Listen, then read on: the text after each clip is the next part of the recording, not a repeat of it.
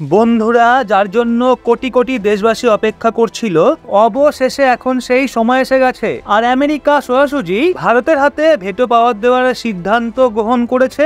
আর এখন ভারতও রাশিয়া, চীন, ব্রিটেন, ফ্রান্স এবং আমেরিকার মতো ইউএনএসসির পার্মানেন্ট মেম্বার হতে চলেছে। আর এই কথা আমি বলছি না, বরং আমেরিকা নিজেই ভারতের জন্য ইউএন এর পার্মানেন্ট মেম্বার হওয়ার দরজা খুলে দিয়েছে।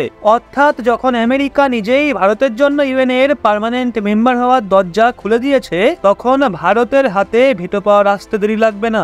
গত কয়েক বছর ধরে ভারত এই নিয়েই তোড়জোড়ে ছিল, যেন ভারত কোনোভাবে ইউএনএসসির পার্মানেন্ট মেম্বার হয়ে যায়। এতদিন পর্যন্ত বিভিন্ন ইউরোপীয় দেশ এবং চীন এই বিষয়ে সম্পূর্ণভাবে বিরোধিতা করেছিল যে ভারতকে ইউএনএসসিতে যাতে পার্মানেন্ট সিট না দেওয়া হয়। যদিও যখন কিছু দিন আগে পিএম মোদি আমেরিকার কোয়াড সম্মেলনে অ্যাটেন্ড করার জন্য আমেরিকাতে গিয়েছিলেন, তখন সমস্ত ভারতীয়দের আশা ছিল যে কিছু না কিছু বড় খেলা ভারত অবশ্যই খেলবে। আর গুরুত্বপূর্ণ বিষয় দেখুন, ভারতের পিএম মোদি এবং ফরেন মিনিস্টার এস জয়শঙ্কর মহাশয় এখনো পর্যন্ত আমেরিকা থেকে ভারতে ফেরেওনি, কিন্তু তার আগেই এই খবর সামনে এসে গেছে যে US backs India for permanent UNSC seat and also Quad leaders echo similar sentiment. এই ভিডিওতে আমি আপনাদের ইউএনএসসির মেম্বার তৈরি হতে এবং ভেটো পাওয়ারের সম্পূর্ণ খবরটা খুবই সরল ভাষায় বলবো।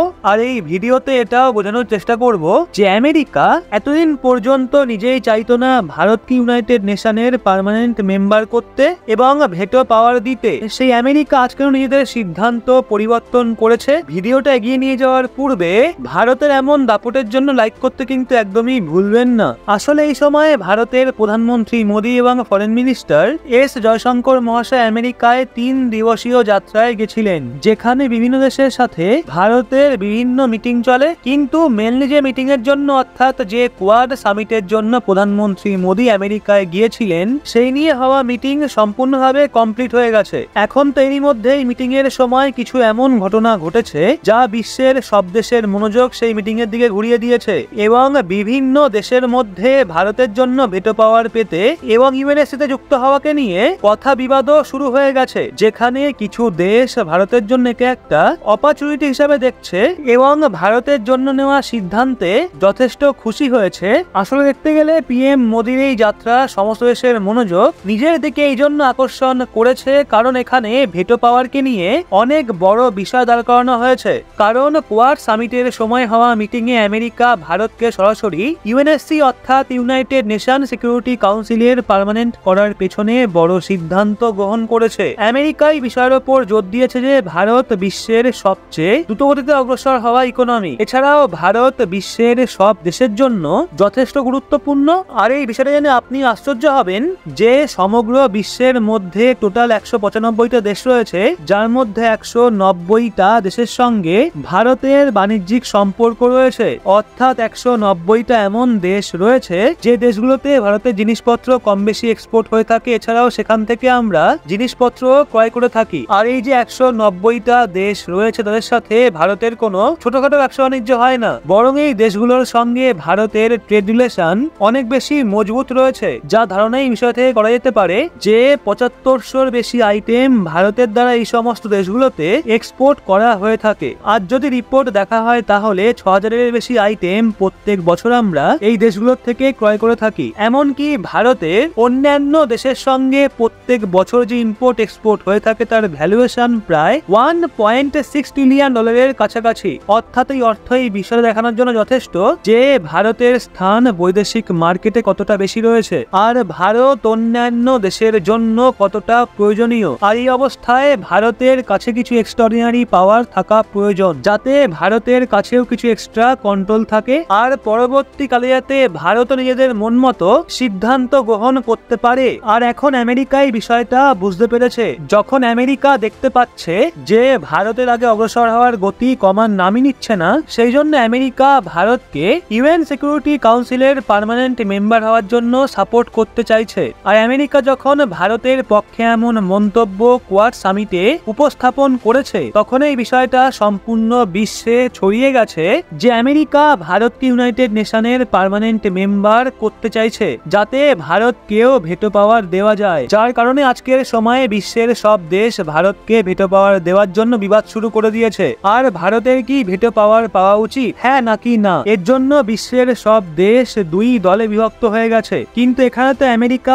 ভারতকে ইউনাইটেড নেশনের পার্মানেন্ট সিট দেওয়ার জন্য সিদ্ধান্ত গ্রহণ করেছে। কিন্তু আমেরিকার দ্বারা কন্ট্রোল ইভেনের পার্মানেন্ট মেম্বারদের মধ্যেও এই নিয়ে মতবিভেদ রয়েছে যে ভারতকে ভেটো পাওয়ার দেওয়া ঠিক হবে কিনা। কেননা ইউনাইটেড নেশনের 5 জন পার্মানেন্ট মেম্বারের মধ্যে রাশিয়া এবং ফ্রান্স ভারতকে সাপোর্ট করেছিল এবং বলেছিল ভারতের পার্মানেন্ট সিট পাওয়া উচিত। আর বাকি চীন এবং অন্যান্য দেশেতে রাজি ছিল না ভারতকে পার্মানেন্ট সিট দেওয়া নিয়ে। এমনকি আমেরিকা অনেক দীর্ঘ সময় পর্যন্ত ভারতের চেষ্টাকে বিফল করতে লেগেছিল। কিন্তু গত কিছু দিনে আমরা দেখেছি যে ভারত এবং রাশিয়া মিলে ব্রিক্সের মতো যে মজবুত অর্গানাইজেশন দাঁড় করিয়েছে, সেটা আমেরিকা দ্বারা পরিচালিত ইউনাইটেড নেশন এবং ন্যাটোর মতো বড় বড় সংগঠনকে টক্কর দেওয়ার জন্য যথেষ্ট।